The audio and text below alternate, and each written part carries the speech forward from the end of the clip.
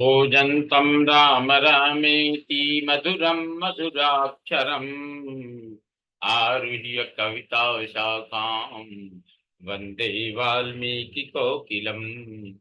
वाल्मीकिर्मुनिसिंहस्य कवितावनचारिणः शृण्वन् रामकथानादं को न याति पराङ्गतिम्। यः पिबन् सततं रामचरितामृतसागरम् अतृप्तस्तं मुनिं वन्दे प्राचेतसमकल्मषम्। ओष्पदीकृतवारीशं मशकीकृतराक्षसं रामायण महामाला रत्नं वन्दे नीलात्मजम्। अंजनानंदनं वीरं जानकी शोकनाशनं कपीशमक्षहन्तारं वन्दे लंका भयंकरम्। भवतां समेषां श्रीमद् वाल्मीकि रामायण पारायण उपक्रमे हार्दं स्वागतम् अभिनन्दनं च। इदानीं बालकांडस्य 11 सर्गः आरभ्यते। इस सर्ग में सुमंत्र के कहने से राजा दशरथ का सपरिवार अंगराज के यहाँ जाकर वहां से शांता और ऋष्यशृंग को अपने घर ले आना।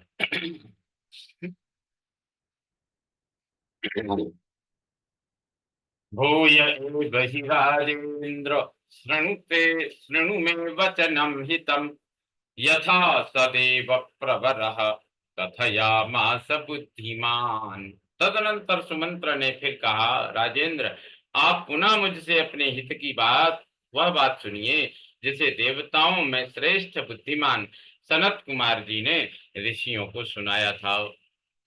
इक्ष्वाकूणां कुले जातो भविष्यति सुधार्मिकः नाम्ना दशरथो राजा श्रीमान सत्य प्रतिश्रवः।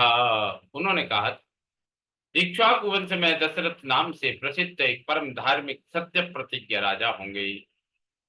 अंगराजेन सख्यं च तस्य राज्ञो भविष्यति कन्या चास्य महाभागा शांता नाम भविष्यति। पुत्रस्त्वंगस्य राज्ञस्तु रोमपाद इति श्रुतः स तं स राजा दशरथो गमिष्यति महायशाः। अनपत्योऽस्मि धर्मात्मन् शान्ता भर्ता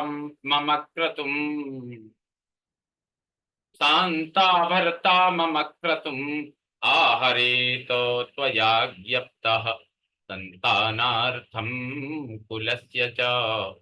उनकी अंगराज के साथ मित्रता होगी। अंगराज के एक परम सौभाग्यशालिनी कन्या होगी जिसका नाम होगा शांता। अंगदेश के राजकुमार का नाम होगा रोमपाद। महायशस्वी राजा दशरथ उनके पास जाएंगे और कहेंगे, धर्मात्मन, मैं संतानहीन हूं। यदि आप आज्ञा दें तो शांता के पति ऋष्यशृंग मुनि चलकर मेरा यज्ञ करा दें। इससे मुझे पुत्र की प्राप्ति होगी और मेरे वंश की रक्षा हो जाएगी। श्रुत्वा राज्ञोऽथ तद्वाक्यं मनसा सविचिन्त्य च प्रदास्यते पुत्रवन्तं शांता भर्तारमात्मवान। राजा की यह बात सुनकर मनी मन उस पर विचार करके महामनस्वी राजा रोमपाद शांता के पुत्रवान पति को उनके साथ भेज देंगे। प्रतिगृह्य च तं विप्रं स राजा विगतज्वरः आहरिष्यति तं यज्ञं प्रहृष्टेनान्तरात्मना। ब्राह्मण ऋष्यशृंग को पाकर राजा दशरथ की सारी चिंता दूर हो जाएगी और वे प्रसन्न चित्त होकर उस यज्ञ का अनुष्ठान करेंगे। तम च राजा दशरथो यशस्कामकृताञ्जलिः ऋष्यशृंगं द्विजश्रेष्ठं वरयिष्यति धर्मवीत्।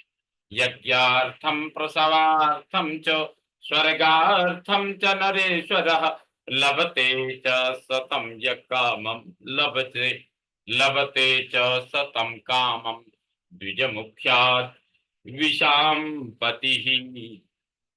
यश की इच्छा रखने वाले धर्मज्ञ राजा दशरथ हाथ जोड़कर द्विजश्रेष्ठ ऋष्यशृंग का यज्ञ, पुत्र और स्वर्ग के लिए वर्ण करेंगे तथा वे प्रजापालक नरेश उन श्रेष्ठ ब्रह्मर्षि से अपनी अभीष्ट वस्तु प्राप्त कर लेंगे। पुत्राश्चास्य भविष्यन्ति चत्वारो मित विक्रमा वंश प्रतिष्ठानकरा सर्वभूतेषु विश्रुता। राजा के 4 पुत्र होंगे जो अप्रमेय पराक्रमी वंश की मर्यादा चढ़ाने वाले और सर्वत्र विख्यात होंगे। एवं सदैव प्रवर पूर्वं कथितवान् कथाम् सनत कुमारो भगवान पुरा देव युगे प्रभु। महाराज, पहले सत्य युग में शक्तिशाली देव प्रवर भगवान सनत कुमार जी ने ऋषियों के समक्ष ऐसी कथा कही थी। शतम पुरुष शार्दूल समानय सुसत्कृतम स्वयमेव महाराज गत्वा सबलवाहनः। पुरुष सिंह महाराज, इसलिए आप स्वयं ही सेना और सवारियों के साथ अंग देश में जाकर मुनि कुमार ऋष्यशृंग को सत्कार पूर्वक यहाँ ले आइए। सुमंत्रस्य वचः श्रुत्वा हृष्टो दशरथो भवत् अनुमान्य वसिष्ठं च सूतवाक्यं निशाम्य च शान्तः पुरः सहामात्यः प्रययौ यत्र स द्विजः। सुमंत्र का वचन सुनकर राजा दशरथ को बड़ा हर्ष हुआ। उन्होंने मुनिवर वशिष्ठ जी को भी सुमंत्र की बातें सुनाई और उनकी आज्ञा लेकर रनिवास की रानियों तथा मंत्रियों के साथ अंगदेश के लिए प्रस्थान किया, जहां विप्रवर ऋष्यशृंग निवास करते थे। वनानि सरितश्चैव व्यतिक्रम्य शनै शनै अभिचक्राम तं देशम यत्र वै मुनि पुंगवः। मार्ग में अनेकानेक वनों और नदियों को पार करके वे धीरे धीरे उस देश में जा पहुंचे जहां मुनिवर ऋष्यशृंग विराजमान थे।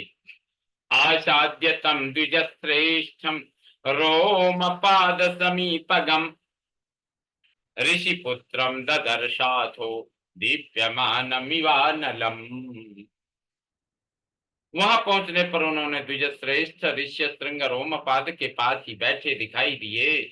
वे ऋषि कुमार प्रज्वलित अग्नि के समान तेजस्वी जान पड़ते थे। ततो राजा यथा योग्यम पूजां चक्रे विशेषतः सखित्वा तस्य वैराग्यः प्रहृष्टेनान्तरात्मना रोमपादेन चाख्यातं ऋषिपुत्राय धीमते सख्यं संबंधकं चैव तदा तं प्रत्यपूजयत्। तदनंतर राजा रोमपाद ने मित्रता के नाते अत्यंत प्रसन्न हृदय से महाराज दशरथ का शास्त्रोक्त विधि के अनुसार विशेष रूप से पूजन किया और बुद्धिमान ऋषि कुमार ऋष्यशृंग को राजा दशरथ के साथ अपनी मित्रता की बात बताई। उस पर उन्होंने भी राजा का सम्मान किया। एवं सुसत्कृतस्तेन सहोषित्वा नरर्षभः सप्ताष्टदिवसान् राजा राजानमिदमब्रवीत् शान्ता तव सुता राजन् सह भर्त्रा विशाम्पते मदीयं नगरं यातु कार्यं हि महदुद्यतम्। इस प्रकार भली भांति आदर सत्कार पाकर नरश्रेष्ठ राजा दशरथ रोमपाद के साथ वहां 7-8 दिनों तक रहे। इसके बाद वे अंगराज से बोले, प्रजापालक नरेश, तुम्हारी पुत्री शांता अपने पति के साथ मेरे नगर में पदार्पण करे, क्योंकि वहां एक महान आवश्यक कार्य उपस्थित हुआ है। तथेति राजा संश्रुत्य गमनं तस्य श्रीमतः गमनं तस्य धीमतः उवाच वचनं विप्रं गच्छ त्वं सह भार्यया ऋषिपुत्रः प्रतिश्रुत्य तथेत्याह नृपं तदा। राजा रोमपाद ने बहुत अच्छा कहकर उन बुद्धिमान महर्षि का जाना स्वीकार कर लिया और ऋष्यशृंग से कहा, विप्रवर, आप शांता के साथ महाराज दशरथ के यहाँ जाइए। राजा की आज्ञा पाकर उन ऋषि पुत्र ने तथास्तु कहकर राजा दशरथ को अपने चलने की स्वीकृति दे दी। स नृपेणाभ्यनुज्ञात प्रययौ सह भार्यया तावन्योन्याञ्जलिं कृत्वा स्नेहात् संश्लिष्य चोरसा ननन्दतुर्दशरथो रोमपादश्च वीर्यवान् ततः सुहृदमापृच्छ्य ततः सुहृदमापृच्छ्य प्रस्थितो रघुनंदनः। राजा रोमपाद की अनुमति ले ऋष्यशृंग ने पत्नी के साथ वहां से प्रस्थान किया। उस समय शक्तिशाली राजा रोमपाद और दशरथ ने एक दूसरे को हाथ जोड़कर स्नेह पूर्वक छाती से लगाया तथा अभिनंदन किया। फिर मित्र से विदा ले रघुकुल नंदन दशरथ वहां से प्रस्थित हुए। पौरेषु प्रेषयामास दूतान् वै शीघ्रगामिनः क्रियतां नगरं सर्वं क्षिप्रमेव स्वलंकृतम् धूपितं सिक्तसमृष्टं पताकाभिरलंकृतम। उन्होंने पूर्ववासियों के पास अपने शीघ्रगामी दूत भेजे और कहलाया कि समस्त नगर को शीघ्र ही सुसज्जित किया जाए, सर्वत्र धूप की सुगंध फैले, नगर की सड़कों को झाड़ बुहार कर उन पर पानी का छिड़काव कर दिया जाए तथा सारा नगर ध्वजा पताकाओं से अलंकृत हो। ततः प्रहृष्टा पौरास्ते श्रुत्वा राजानमागतम् तथा चक्रुश्च तत्सर्वं राज्ञा यत् प्रेषितं तदा। राजा का आगमन सुनकर पुरवासी बड़े प्रसन्न हुए। महाराज ने उनके लिए जो संदेश भेजा था उसका उन्होंने उस समय पूर्ण रूप से पालन किया। ततस्त्वलंकृतं राजा नगरं प्रविवेशः शंखदुन्दुभिर् शंखदुन्दुभिर्निर्ह्रादैः पुरस्कृत्य द्विजर्षभम्। तदनंतर राजा दशरथ ने शंख और दुंदुभि आदि वाद्यों की ध्वनि के साथ विप्रवर ऋष्यशृंग को आगे करके अपने सजे सजाए नगर में प्रवेश किया। ततः प्रमुदिता सर्वे दृष्ट्वा वैनागरा द्विजम् प्रवेश्यमानं सत्कृत्य नरेन्द्रेणेन्द्र कर्मणा यथादिविसुरेन्द्रेण सहस्राक्षेण काश्यपम्। उन द्विज कुमार का दर्शन करके सभी नगर निवासी बहुत प्रसन्न हुए। उन्होंने इंद्र के समान पराक्रमी नरेंद्र दशरथ के साथ पुरी में प्रवेश करते हुए ऋष्यशृंग का उसी प्रकार सत्कार किया जैसे देवताओं ने स्वर्ग में सहस्राक्ष इंद्र के साथ प्रवेश करते हुए कश्यप नंदन वामन जी का समादर किया था। अंतःपुरं प्रवेश्यैनं पूजां कृत्वा च शास्त्रतः कृतकृत्यं तदात्मानं मेने तस्योपवाहनात्। ऋषि को अंतःपुर में ले जाकर राजा ने शास्त्र विधि के अनुसार उनका पूजन किया और उनके निकट आ जाने से अपने को कृतकृत्य माना। अंतःपुराणि सर्वाणि शान्तां दृष्ट्वा तथागतां सह भर्त्रा विशाली विशालाक्षीं सह भर्त्रा विशालाक्षीं प्रीत्यानंदमुपागमन। विशाल लोचना शांता को इस प्रकार अपने पति के साथ उपस्थित देख अंतःपुर की सभी रानियों को बड़ी प्रसन्नता हुई। वे आनंद मग्न हो गईं। पूज्यमाना तुता वित्ता राजा राज्ञा चैव विशेषतः उवाच तत्र सुखिता कंचित कालम सहत्विजा। शांता भी उन रानियों तथा विशेषतः महाराज दशरथ के साथ आदर सत्कार पाकर वहां कुछ काल तक अपने पति विप्रवर ऋष्यशृंग के साथ बड़े सुख से रही। इत्यार्थे श्रीमद् रामायणे वाल्मीकि आदि काव्ये बालकांडे एकादश सर्ग संपूर्णतां याति।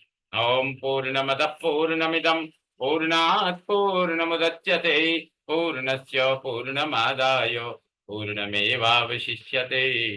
ओम शांति शांति शांति। सर्वे भवन्तु सुखिनः सर्वे सन्तु निरामया सर्वे भद्राणि पश्यन्तु मा कश्चित् दुःखभाग् भवेत्। ओम शांति शांति शांति। श्री रामचंद्रो विजयते तराम।